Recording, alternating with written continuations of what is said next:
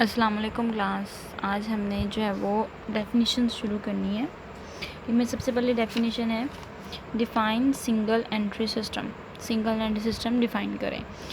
N accounting system under which personal accounts as well as cash book, यानी कि इसमें ये बताना है कि अकाउंटिंग सिस्टम जिसमें जो है वो पर्सनल अकाउंट के साथ साथ एज वेल एज यानी कि पर्सनल अकाउंट के साथ साथ कैश बुक को भी जो है वो रिकॉर्ड किया जाता है, is kept is called single entry system. उसको सिंगल एंट्री सिस्टम कहा जाता है। Define statement of affairs. Statement of affair से क्या मुराद है? A statement of affair all the liabilities and assets and capital, यानी कि इसमें लाइबिलिटीज़ आ रही हैं, एसेट्स आ रहा है और कैपिटल आ रहा है। Which is prepared from incomplete records, यानी कि जो बनाया जाता है इनकम्प्लीट रिकॉर्ड से, is called as statement of affairs. Next है what is the statement of profit and loss. Statement of profit and loss से क्या मुराद है? Under the single entry system it is use to find out the amount of profit और loss. ठीक है, यानी कि हमने प्रॉफिट या लॉस को मालूम करने के लिए जो है वो बनाया जाता है statement with the help of मदद से of opening and closing capital. ठीक है, ओपनिंग या क्लोजिंग कैपिटल के साथ, यानी कि हम statement of profit and loss कैसे बनाते हैं कि हमारे पास ओपनिंग कैपिटल होता है और एंडिंग कैपिटल होता है, इसके अलावा फर्दर कैपिटल होता है और ड्राइंग होती है। इन चारों चीज़ों से हम प्रॉफिट एंड लॉस जो है वो मालूम करते हैं, तो इसलिए हम लिखेंगे with the help of profit and loss. उसके बाद है what is the net worth method. Net worth method से क्या मुराद है? ठीक है, the net worth method looks at the difference between a person's net worth, यानी कि पर्सन जो है यानी कि एक बंदे की जो है वो नेट वर्थ दिखी जाती है। अब उसकी नेट वर्थ कैसे मालूम होगी? उसके टोटल एसेट में से टोटल लाइबिलिटीज़ को माइनस कर लेंगे तो हमारे पास जो है वो नेट वर्थ आ जाएगी। यानी कि मैंने आपको लास्ट टाइम जैसे समझाया था कि एक आदमी की जो है वो एसेट्स को देखा जाता है एक बिजनेसमैन के, और दूसरी तरफ उसकी लाइबिलिटीज़ को, ठीक है, और साथ में कैपिटल को देखा जाता है। ठीक हो गया। अब मैंने ये कहा था कि हमने जब नेटवर्थ मालूम करनी है तो एसेट में से ये दोनों हमारे पास लाइबिलिटीज़ हैं, ये हमारे पास कहलाएगी आउटसाइडर लाइबिलिटी और ये हमारे पास कहलाएगी इनसाइडर लाइबिलिटी। ठीक हो गया। अब हमने क्या करना है, इनसाइडर को हटा के एसेट में से आउटसाइडर लाइबिलिटी यानी कि जो लोगों से उधार लिया होगा वो हम लोग माइनस कर देंगे, तो हमारे पास जो कैपिटल होगा वो एग्जैक्ट पता चल जाएगा, जिसको हम लोग नेट वर्थ मेथड भी कहेंगे। ये हमारे पास सिर्फ इस चैप्टर में तकरीबन जो है वो सिर्फ 4 डेफिनेशंस हैं। ठीक है, आपने ये 4 डेफिनेशंस ही करनी है। इसके अलावा कुछ और न्यूमेरिकल MCQs हैं, वो मैं आपको करवाती हूँ। तो क्लास कुछ जो है वो न्यूमेरिकल के जो MCQs हैं, ठीक है, जिसमें हम न्यूमेरिकल सॉल्व करने हैं, तो वो मैं आपको इस बुक से करवा रही हूँ, ज़रा फोकस करिएगा। सबसे पहले क्या बताया गया, if the rate of gross loss is 1/5 of cost it also represent. अब यहाँ पे बात हो रही है कि हमें ग्रॉस लॉस हुआ है 1/5 ऑफ कॉस्ट, यानी कॉस्ट के 1/5 हिस्सा जो है हमें लॉस हुआ है। तो उन्होंने कहा है कि इट ऑल्सो प्रेजेंट, ये कैसे प्रेजेंट होगा, यानी कि ये प्रेजेंट होगा 1/4 ऑफ सेल। वो किस तरह से, आपको रफली समझाती हूँ पहले।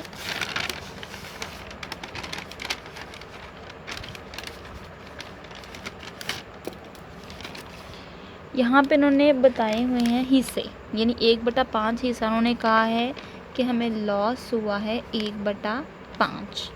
अब इसका मतलब क्या हुआ कि यानी 1/5वां हिस्सा हमें लॉस हुआ है, तो उन्होंने कहा है कि अगर सेल के पॉइंट ऑफ व्यू से देखा जाए तो उसको कितने % लॉस होगा।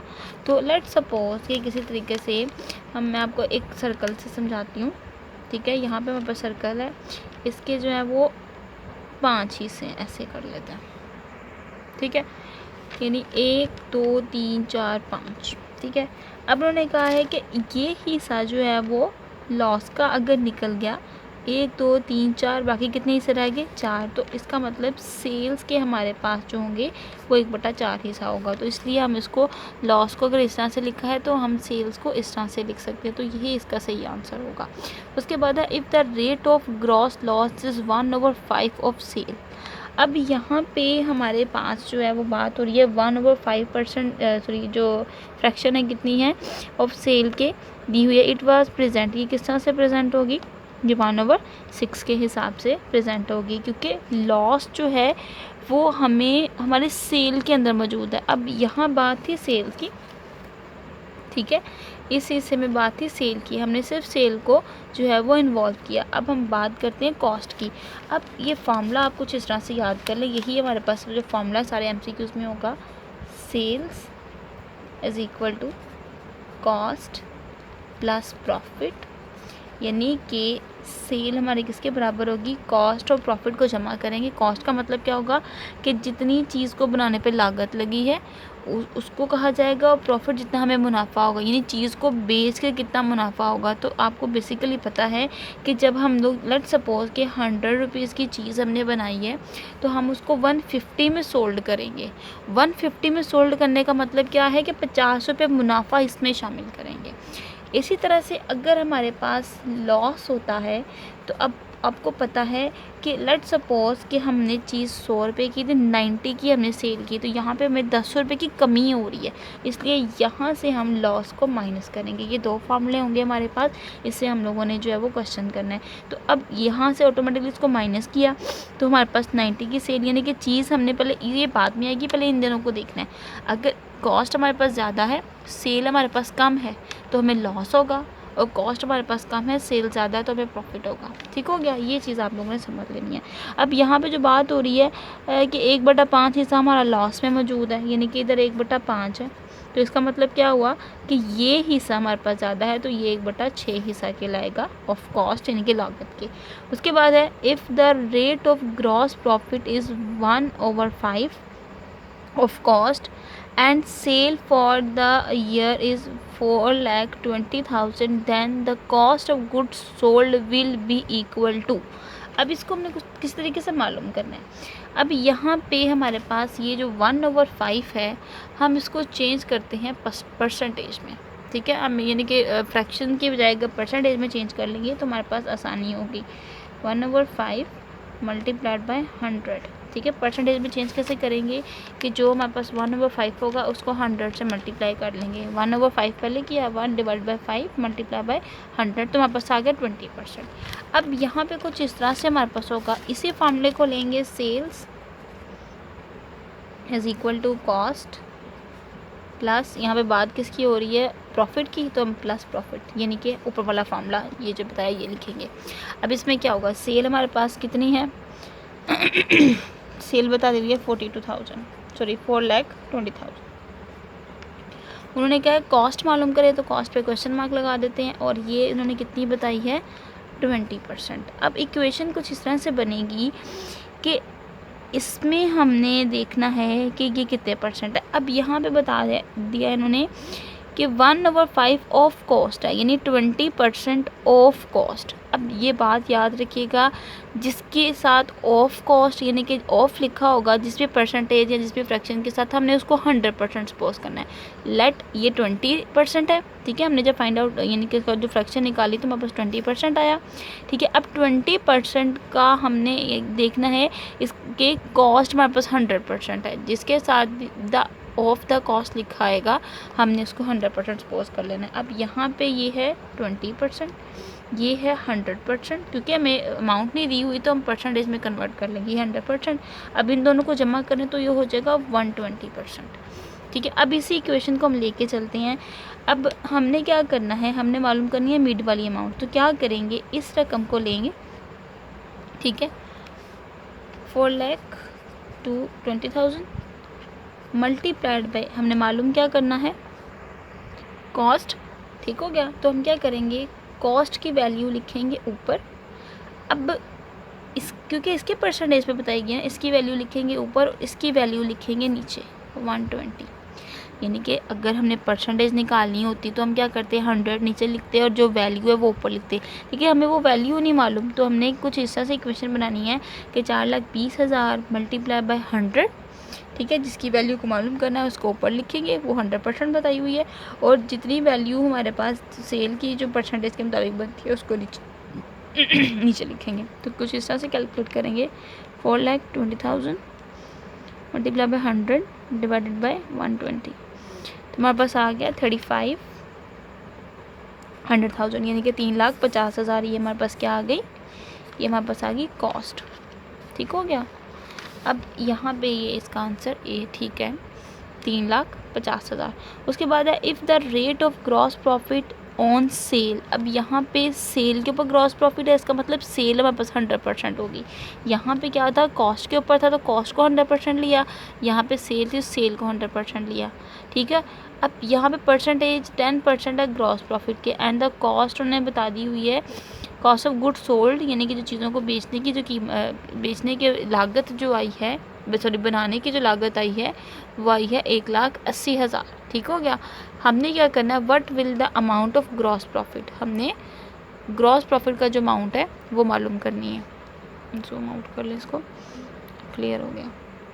तो क्या करेंगे हम, सबसे पहले तो ग्रॉस प्रॉफिट की अमाउंट को देखेंगे कि वो कितनी है, किस हिसाब से। तो इक्वेशन को यही वाली लेंगे, सेल कॉस्ट और प्रॉफिट की। तो यहाँ पे मैं रफली सॉल्व करती हूँ, सेल्स, यहाँ पे आ गया कॉस्ट प्लस प्रॉफिट। ठीक हो गया। अब सेल इन्होंने जो है वो कितनी दी हुई है, सेल नहीं दी हुई हमें, जो है वो कॉस्ट ऑफ गुड सोल्ड यानी 1,80,000 ये दे दिया है, वो हम यहाँ पे लिख लेते हैं। और उन्होंने कहा है कि प्रॉफिट 10% है, तो प्रॉफिट हमने 10% लिख लिया। और ऑन सेल है तो उसका मतलब सेल यहाँ पे 100% होगी। ठीक हो गया। अब लेट ये 90% हो गया। ठीक है, क्योंकि हमने यहाँ पे 100 है तो इधर भी 100 करना है, यहाँ पे 10 और यहाँ पे 90, ये भी 100 हो गया, ये भी 100 हो गया। अब हमने सेल की वैल्यू जो है वो मालूम करनी है, नहीं सेल ही, हमें प्रॉफिट मालूम करना है। तो प्रॉफिट मालूम करने से पहले सेल को मालूम करेंगे, 1,80,000। अब हमने सेल को पहले मालूम करना है तो सेल ऊपर लिखी, 90 नीचे लिखा। अब इसको कैलकुलेट कर लेते हैं, 1,80,000 मल्टीप्लाई बाय 100 डिवाइडेड बाय हो गया 90, तो ये हमारे पास आ गया 2 लाख। अब 2 लाख हमारी क्या है, सेल्स है। ठीक है, अब हमने क्या मालूम करना है, हमने प्रॉफिट मालूम करना है। तो सेल में से कॉस्ट हमारे पास कितनी आई है, यानी चीज़ को बनाने पे लगा 80,000, सॉरी 1,80,000, और कॉस्ट यानी कि सेल हमारी हुई 2 लाख। अब 2 लाख में से 1,80,000 हम माइनस कर देंगे तो हमारे पास आ जाएगा 20,000। 20,000 हमारा क्या होगा, प्रॉफिट। ठीक है, तो यहाँ पे हमारे पास 20,000 आंसर ये दे दिया हुआ। उसके बाद नेक्स्ट है, if the rate of gross profit is 1/3, ठीक है, of sales and the amount of the cost of goods sold is 3 lakh, then the amount of sale. अब हमने सेल्स मालूम करनी है यहाँ पे। जी तो क्लास यहाँ पे हमने सेल मालूम करनी है, तो पहले हम वही इक्वेशन लिखते हैं, sales is equal to cost. यहाँ बात हो रही है प्रॉफिट की, तो हम यहाँ पे प्लस वाला फॉर्मूला लिख के प्रॉफिट लिख देंगे। अगर यहाँ पे लॉस बताया होगा तो हम लॉस लिखेंगे। अब 1/3 ऑफ सेल्स, इसका मतलब क्या हुआ, 1/3 हिस्सा है। इसकी परसेंटेज नहीं कन्वर्ट करनी, क्योंकि मैं आपको दिखा देती हूँ। इसकी परसेंटेज में हमारे पास पॉइंट्स बहुत ज़्यादा आते हैं।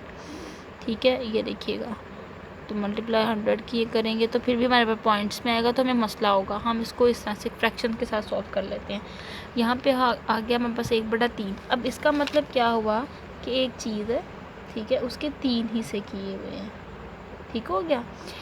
अब यहाँ पे एक हिस्सा हमारे पास हो गया प्रॉफिट का, एक हिस्सा जो है वो, नहीं 2 हिस्से हो गए हमारे पास कॉस्ट के, और टोटल, क्योंकि यहाँ पे ऑफ की बात हो रही है, ऑफ सेल्स, इसका मतलब पूरा हिस्सा है सेल का। तो 3 हिस्से, यानी यहाँ पे 100%, तो इसको हमने 100% किया है, क्योंकि यहाँ पे 1/3 का 100% 3 बनेगा। इसका 1/2 हिस्सा है, सॉरी 1/3 हिस्सा है, तो कॉस्ट का 2/3 हिस्सा होगा। अब देखें यहाँ पे 2, यहाँ पे 1, दोनों को जमा किया तो वो 3 के बराबर हो गया। ठीक है, तो ये इस तरह से 3/3 भी इसको कर सकते हैं, लेकिन हमने 3/3 नहीं करना। टोटल हमने कहना है कि 3 हिस्से हैं, 3 हिस्से में से 2 हिस्से जो है वो कॉस्ट है और 1 हिस्सा उसका प्रॉफिट है। अब ये किस तरह से होगा, अब उसमें उन्होंने बता दिया हमें कॉस्ट की वैल्यू दे दी हुई है 3 लाख, यानी 2/3 हिस्सा इसकी वैल्यू दे दी है 3 लाख। अब उन्होंने कहा है कि सेल्स मालूम करें। अब सेल्स हमारे पास नहीं है, ठीक हो गया। अब सेल की इतनी वैल्यू है 3% है, तो इसका मतलब ये जो 3 है इसी का हिस्सा इसको ऊपर लिख देंगे और इसको नीचे लिख देंगे। इसके रेसिप्रोकल कर लेंगे, 3 लाख का 3/2 कर लेंगे।